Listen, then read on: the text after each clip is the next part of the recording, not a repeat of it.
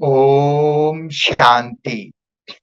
आज हम सभी चर्चा करेंगे कि हम मनुष्यों का जीवन दो चीजों का कॉम्बिनेशन है। एक तो ये पांच तत्वों का पुतला शरीर, दूसरा इस शरीर को चलाने वाली आत्मा। अब शरीर में जब तक आत्मा है तब तक जीवन है। आत्मा निकल गई तो जीवन पूरा हो जाता है। परंतु जब हमारा जीवन है, आत्मा शरीर को चला रही है ना, तो हमारा शरीर भी ठीक चले, हमारा कारोबार भी ठीक चले, क्योंकि शरीर तो मिला ही कर्म करने के लिए। तो शरीर के लिए क्या जरूरी है और आत्मा के लिए क्या जरूरी है, आज इस पर हम चर्चा करेंगे। देखिए, शरीर के लिए स्वास्थ्य जरूरी है और आत्मा के लिए स्वस्थिति जरूरी है। तो स्वास्थ्य और वह स्वस्थिति जब दोनों ही ठीक रहता है, तब हमारा कार्य, हमारे कर्म बहुत अच्छे सुचारू रूप से होते हैं, सुचारू रूप से होते हैं। तो शरीर के लिए, जैसे दुनिया में भी कहा जाता है कि शरीर की मूलभूत आवश्यकताएं, तीन आवश्यकताएं हैं। एक है रोटी, दूसरा कपड़ा, तीसरा है मकान। रोटी, कपड़ा और मकान, ये शरीर के लिए आवश्यक है, जिसको अगर हम दूसरे शब्दों में कहें, भोजन। रोटी माना भोजन, और कपड़ा परिधान, मकान आशियान। रोटी, कपड़ा, मकान, या यूं कहें भोजन, परिधान और आशियान, मकान रहने के लिए चाहिए। अब देखिए, ठीक इसी प्रकार से आत्मा के लिए भी तीन मूलभूत आवश्यकताएं हैं। आत्मा के लिए वो तीन मूलभूत आवश्यकताएं हैं: ज्ञान, गुण और शक्ति। ज्ञान, सत्य ज्ञान, इसको अगर हम दूसरे शब्दों में अगर कहा जाए, तो आत्मा, आत्मा के लिए परमात्मा का यही फरमान है, यही आदेश है ना, ज्ञान, गुण और शक्ति। अगर इसको हम दूसरे शब्दों में कहें, तो ज्ञान माना सत्यता, गुण सभ्यता, सत्यता का ज्ञान, सत्य क्या है, असत्य क्या है। दूसरा है गुण, सभ्यता, सभ्यता का गुण, ये मूलभूत गुण है। कोई भी सत्य बात हमें किसी को कहना भी हो, तो सभ्यता से कहनी है। तो सत्यता, सभ्यता, ज्ञान, गुण, और तीसरा है शक्ति। जो शक्ति है, आत्मिक शक्ति। आत्मा के, जब हम परमात्मा को याद करते हैं, तो आत्मा में शक्तियां भर जाती है, और उस शक्ति से हम अपने कर्मों को सुचारू रूप से करने लगते हैं। तो उसमें से भी शक्तियों में सबसे इंपॉर्टेंट जो शक्ति है, वो एकता, एकता की शक्ति, यूनिटी।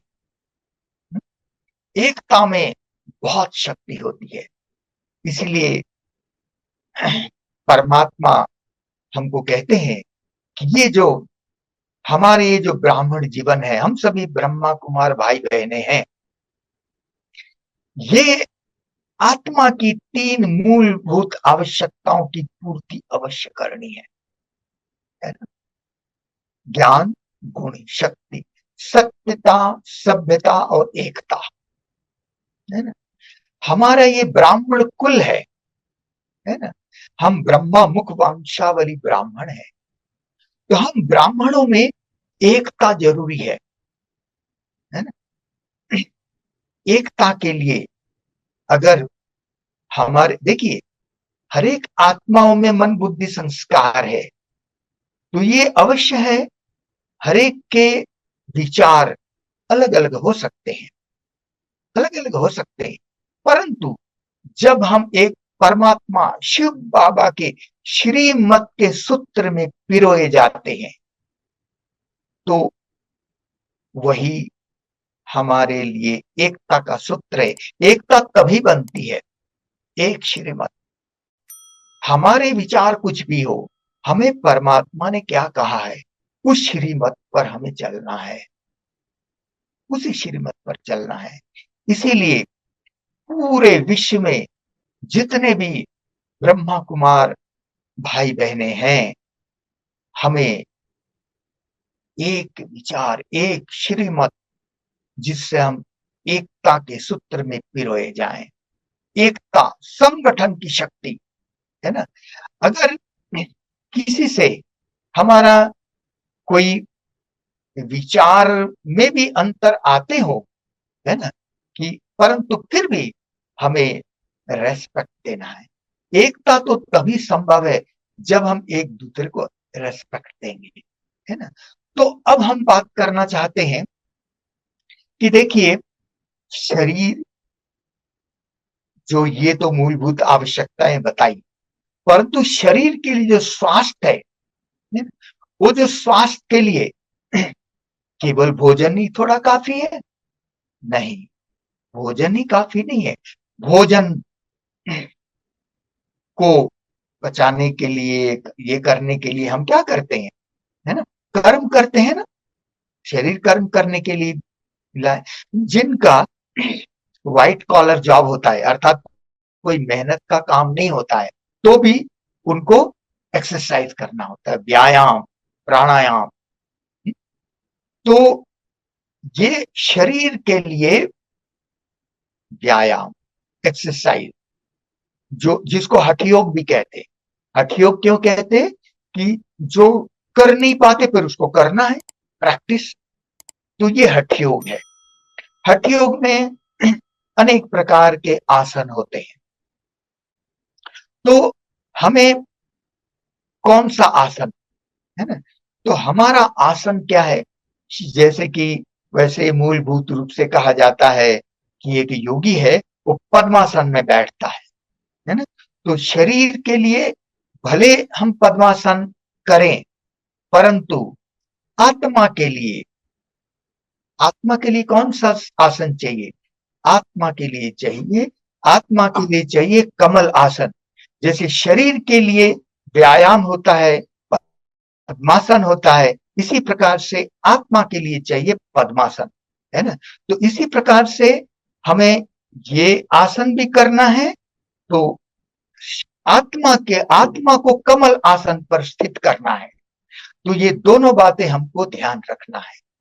इसीलिए हम कह रहे थे कि भले हम अनेक प्रकार के आसन करें, व्यायाम करें, कुछ भी करें, परंतु आत्मा को पद्मासन में स्थित रखना है। पद्मासन का मतलब क्या होता है? पद्मासन तो ठीक है, शरीर, कमल आसन, कमल कीचड़ में होता है, परंतु कमल कीचड़ से भी ऊपर, पानी के भी ऊपर होता है, पानी भी उसको टच नहीं करता है। इसी प्रकार से हम आत्मा पवित्र है, हमारी स्थिति पवित्र है। कमल माना पवित्र है ना, तो आत्मा पद्मासन में स्थित होना चाहिए। तो कोई भी पवित्रता का अर्थ क्या होता है? पवित्रता का अर्थ होता है ये जो 5 विकार है, ये हमारे में ना हो, ये हमको टच ना करे। ये 5 विकार कीचड़ है, हमें इन कीचड़ों से ऊपर, इस भव सागर से भी ऊपर हमें पद्मासन में रहना है। तो इसीलिए भले हम योग आसन करें, परंतु हमें ये राजयोग करना है। तो शरीर के लिए भले हठ योग करें, परंतु ये आत्मा के पद्मासन के लिए जरूरी है राजयोग। तो ये राजयोग का अभ्यास जो है, यही हमें, हमारी आत्मा को पद्मासन पर स्थित करेगी। तो इसीलिए इस बात पर हमें अच्छी तरह से ध्यान देना है कि शरीर के लिए पद्मासन भले हो, परंतु आत्मा के लिए पद्मासन हो, वो आत्मा की पवित्रता की स्थिति। क्योंकि जब आत्मा में पवित्र विचार है ना, तभी परमात्मा की याद एक रस अवस्था रह सकती है ना। तो परमात्मा की याद के लिए, हाँ, क्योंकि देखिए परमात्मा कहते हैं, परमात्मा को हम बाबा कहते हैं ना, ये 5 विकार पाप है, ये पाप कराता है। तो परमात्मा कहते हैं जहां पाप है वहां पाप नहीं है, और जहां पाप है वहां पाप नहीं हो सकता। इसीलिए ये राजयोग, राजयोग क्या है?